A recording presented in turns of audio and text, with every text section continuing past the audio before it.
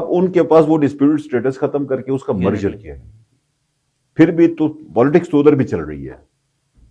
تو ہم کس طرح کے ہیں؟ ہم تو یہ سمجھتے ہیں کہ گلگت بلتستان کا مرجر فیڈریشن آف پاکستان میں جتنا جلدی ہوگا اتنا ہی ریاست پاکستان کے حق میں ہوگا، یہ بہتر ہے، وہ بہتر ہوگا.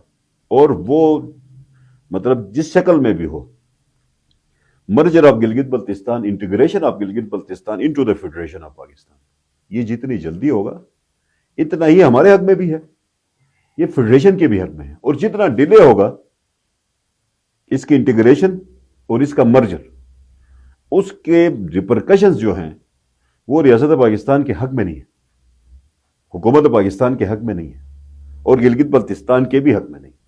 مطلب ہماری ساری انویسٹمنٹ رکی ہوئی ہے، ہمارے اوپر جتنی مطلب انٹرنیشنل جو کمٹمنٹس ہیں ان سب سے ہم ماورا ہیں. ہم مطلب پاکستان کے مطلب ڈیسیجن میکنگ فورم سے ماورا ہیں. ہمارے ساتھ فرض کریں 26ویں آئینی ترمیم ہوئی ہے، وہ 26ویں آئینی ترمیم کا ہمیں کیا فائدہ ہے؟ ہماری عدالت جو ہے سپریم اپیلٹ کورٹ پچھلے 9 سال سے خالی ہے. ہمارے پاس سپریم اپیلٹ کورٹ ہی نہیں ہے. ہمارے پاس ایک جج ہے جو سن ہی نہیں سکتا. سپریم اپیلٹ کورٹ میں آپ کی اپیل سننے کے لیے 2 ججوں کا ہونا لازمی ہے، اور سپریم اپیلٹ کورٹ آپ کے پاس ہے نہیں. اور گلگت بلتستان کے اندر رہنے والی آبادی، اس ریجن کے لوگوں کو عدالت عالیہ عظمیٰ کا فراہم نہ ہونا اور اتنے عرصے سے نہ ہونا، یہ کوئی سیاستدانوں کے پاس اس سے بڑا سوال، اس سے چھوٹا کوئی سوال ہو سکتا ہے؟ یہ شاید آج کے ایرا کا سب سے بڑا سوال ہے، سب سے بڑا، کہ یہ ایک ایسے ریجن میں ہم رہتے ہیں جہاں پر اعلیٰ عدالت کا فورم ہی موجود نہیں ہے.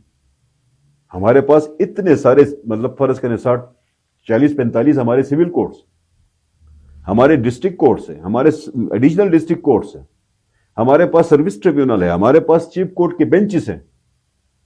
ان سارے جگہوں سے ہم فیصلے لے کے آتے ہیں، فائنل جس جگہ میں ہونا ہے وہ موجود نہیں ہے. اس طرح کا سسٹم دنیا کے کس کونے میں ہوتا ہے اور لوگ خاموش کس بنیاد پر رہتے ہیں؟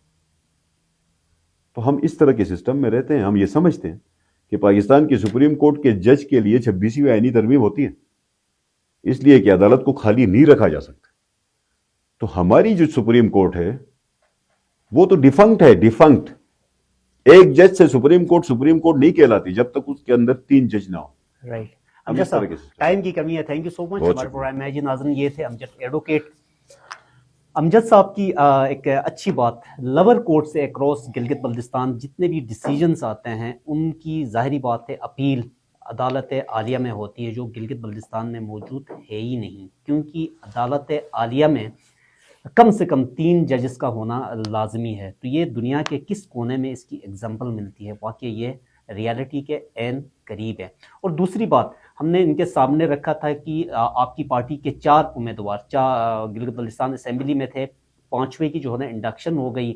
کیا 5واں جو ابھی جو ٹریبیونل سے جو اس کے حق میں جو فیصلہ ہے یہ اس کو منسٹر بنائیں گے؟ ان کے بقول ہم ٹریجری بینچز میں ضرور ہیں لیکن منسٹری کی دوڑ میں ہم نہیں ہوں گے، ہم وہاں پہ بیٹھ کے عوام کی خدمت کریں گے. یہ آنے والا وقت بتائے گا.